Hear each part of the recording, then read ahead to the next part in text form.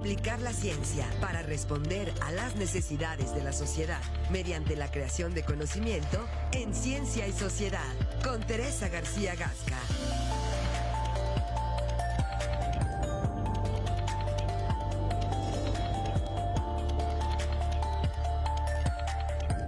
Son las 8 de la mañana ya con 35 minutos. Vamos con más de las colaboraciones. Le agradecemos, como siempre, a la doctora Teresa García Gasca que esté con nosotros cada semana. Doctora, muy buenos días. Gracias Marco, gracias Alfredo, a todas las personas que nos escuchan y que nos ven a través de los medios universitarios. Igualmente, muchísimas gracias. Muy contenta de estar aquí en este espacio, sobre todo con la oportunidad de poder tomar este tema que nos está preocupando de forma importante a toda la población, en donde hay muchas dudas y en donde deberíamos hacer un alto en el camino para valorar la viabilidad de un proyecto como el que se pretende aprobar en la legislatura y darle hacia adelante. Yo quiero platicarles hoy de las características del agua potable, de los criterios que debe cumplir el agua potable y los que no cumple en nuestro país debido a una norma ya obsoleta, una norma que no ha sido actualizada. Pero lo cierto es que a nivel internacional el tema de los contaminantes emergentes es relativamente novedoso y entonces apenas se están integrando las determinaciones de los contaminantes emergentes en el agua potable, y países apenas como Estados Unidos o la Unión Europea son los más adelantados, pero ni siquiera es que haya normas para contaminantes emergentes. O sea, es un mundo, el número de contaminantes emergentes es enorme. Entonces, se tienen guías de toxicidad, por ejemplo, pero todavía no tenemos toda la información.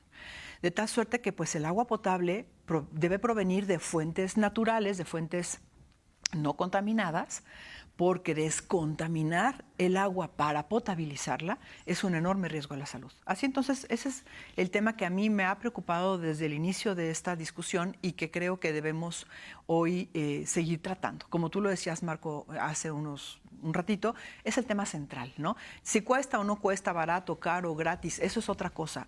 Eso es un segundo punto importante, pero si un proyecto no es viable, pues el dinero que se le invierta va a ser dinero que no va a redituar en un beneficio para la comunidad. Entonces, traigo algunas imágenes para platicarles un poquito sobre el tema del agua potable y empezando justamente por definir, el agua potable es aquella que no provoca problemas de salud al beberse o al preparar alimentos, pero también es aquella que podamos utilizar de forma segura para bañarnos, para lavar nuestros utensilios, es decir, no podemos utilizar agua contaminada ni para lavar la ropa, vaya. Entonces, es muy importante que la calidad del agua que utilizamos para nuestras necesidades diarias cuente con estándares bien establecidos y cumpla con las normativas. Entonces, existen muchas normas a nivel internacional y desde luego México tiene su propia norma que nos hablan sobre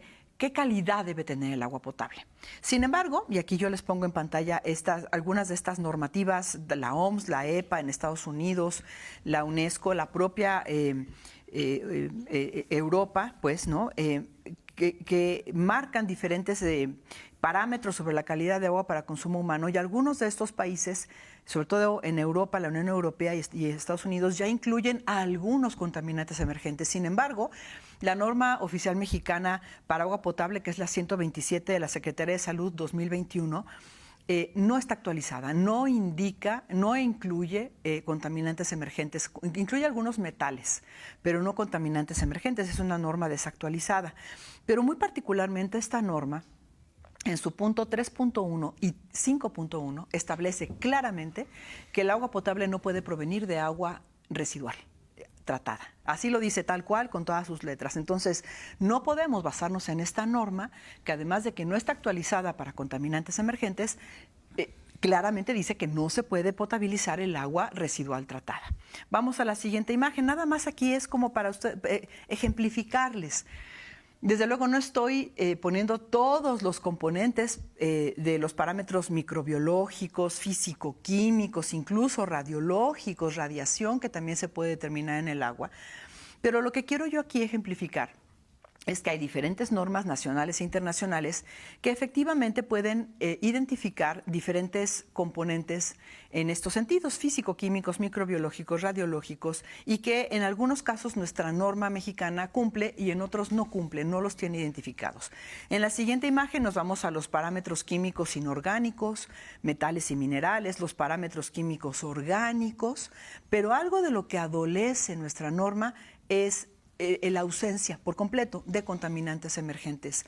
Estos contaminantes emergentes o microcontaminantes son aquellos como fármacos, hormonas, disruptores endocrinos, microplásticos, pesticidas, herbicidas, antibióticos, cualquier cantidad de cosas que contaminan el agua a través del uso que le damos, ya sea humano. Es impresionante la cantidad de fármacos, de hormonas, de antibióticos en el agua doméstica. O sea, el agua doméstica no es para nada una fuente libre de contaminantes emergentes.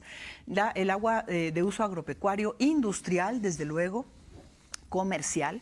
Entonces es muy grave el hecho de querer tomar fuentes de este tipo para querer potabilizarla, sobre todo cuando no sabemos bien a bien qué tipo de contaminantes emergentes vienen de origen. Es decir, el agua, cualquier tipo de agua que contenga contaminantes emergentes debe ser rechazada de inmediato para una idea como la que se está proponiendo. Amén de que efectivamente es un proyecto muy ambicioso el querer recuperar agua potable de aguas contaminadas. Muchos de estos contaminantes emergentes no están regulados. Algunos países regulan algunos contaminantes emergentes y lo que se ha propuesto son límites de toxicidad.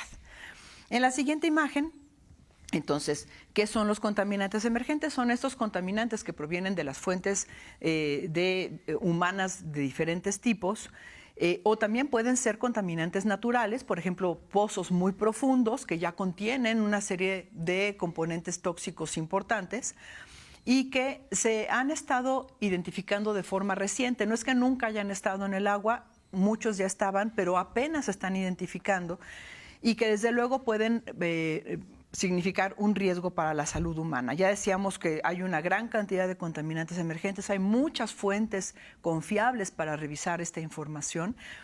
Y si bien se están identificando y se tiene una ya larga lista de contaminantes emergentes, lo que no se tiene es cómo se pueden eliminar de forma eficiente del agua. En la siguiente imagen les muestro pues una tabla en donde quiero yo entrar en dos contaminantes. Ibuprofeno. A ver, ¿cuántas personas no tomamos ibuprofeno por cualquier dolencia? Pues el ibuprofeno va a estar en el agua residual doméstica. Metformina. ¿Cuántas personas no toman metformina en su tratamiento contra la diabetes, por ejemplo, ¿no? Y así podemos pensar en hormonas, en una gran cantidad de fármacos que tomamos o de suplementos incluso que tomamos que pueden ser tóxicos. Perdón que la interrumpa, pero ha resonado mucho el tema de la pastilla del día siguiente. Claro, son hormonas. Es decir, Marco, tomamos cualquier cantidad de fármacos en nuestra vida diaria y fármacos anticancerígenos o fármacos que pueden incluso ser cancerígenos en determinadas concentraciones. En fin, el tema es que el agua doméstica no es un agua segura porque tiene una gran cantidad de contaminantes emergentes, justo porque son los desechos humanos, ¿no? A través finalmente del drenaje. El agua de uso agropecuario también contiene contaminantes emergentes. Y sobre todo decir que no tenemos ni siquiera la certeza de que las prácticas agropecuarias estén libres de antibióticos, por ejemplo, o de hormonas, ¿no? Eso se ha luchado mucho, pero no tenemos ni siquiera ese control. Entonces, de origen, no sabemos la calidad del agua tratada que entraría al sistema. No tenemos un catálogo de contaminantes presentes en el agua a precisión. No podemos asegurar que el agua de salida del sistema va a ser un agua garantizada. Ese es el gran problema del proyecto. No existe como tal un estándar global todavía a nivel internacional. En la siguiente imagen les muestro entonces que efectivamente algunas normas ya hablan de contaminantes emergentes, como ya lo comentábamos, pero no la norma mexicana. Y entonces cuando el proyecto dice, este proyecto ya fue palomeado por la CONAGUA, claro, porque la CONAGUA dice va a cumplir con las normas mexicanas, Pues sí, a nivel físico-químico, microbiológico, químico, físico, puede cumplir con las normas mexicanas, pero las normas mexicanas no incluyen contaminantes emergentes. Así entonces, es un proyecto de altísimo riesgo. Si el agua es para consumo humano. Si el agua es, exacto. Desde esta perspectiva. Es a lo que voy.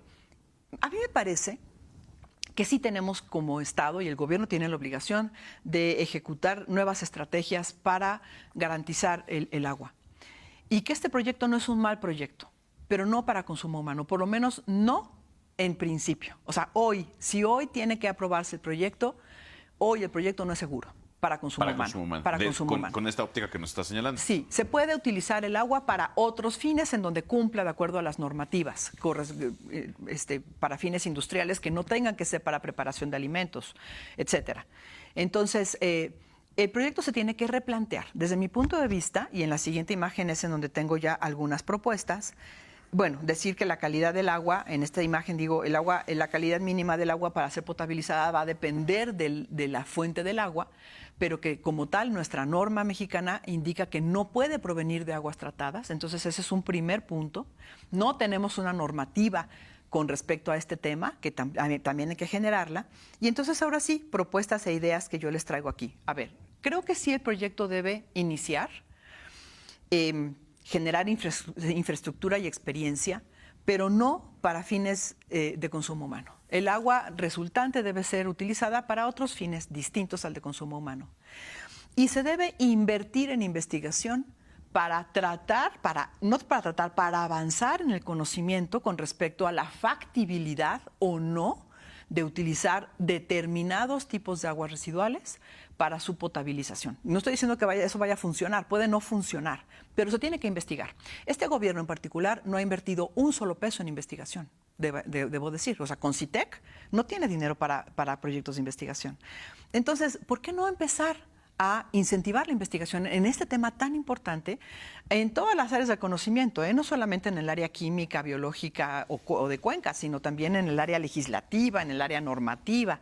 Tenemos que hacer comunidad en este sentido. La comunidad tiene que participar y tiene que ser la academia la que proponga diferentes estrategias factibles para el uso del agua que salga de este sistema, que podría no ser de consumo humano, pero podría subsanar una gran necesidad de agua que tenemos en Querétaro en otros sentidos.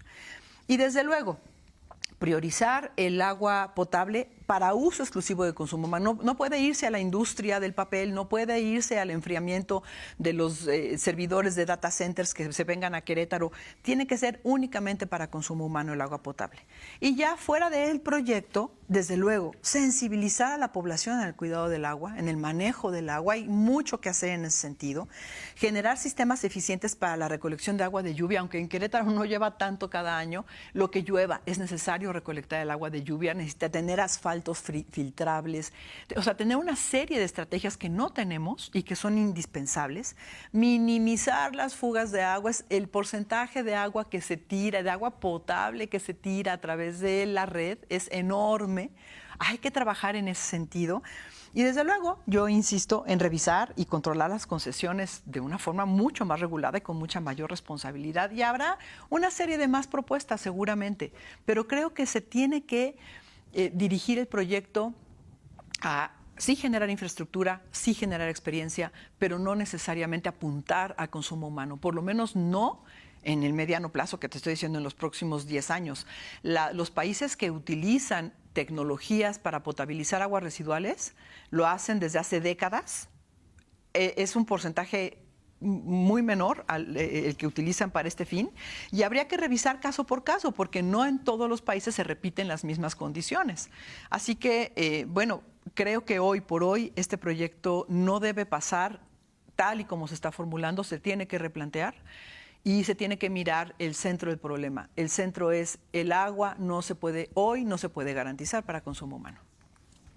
Con eso nos quedamos. Sí. Muchas gracias. Nos vemos la próxima semana. Sí, claro que sí, gracias. Vamos con la síntesis de la conferencia matutina aquí en Presencia Universitaria.